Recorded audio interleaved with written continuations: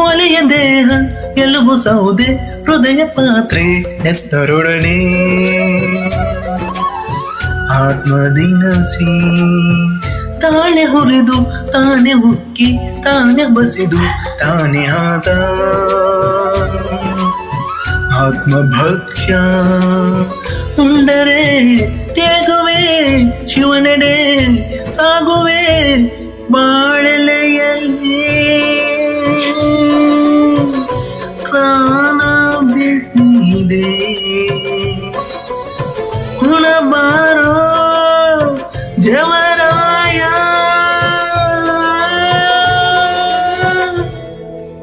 ಹರ ತನುವಿನ ಮನೆಗೆ ಬಾತಿಥಿ ಬಾತಿಥಿ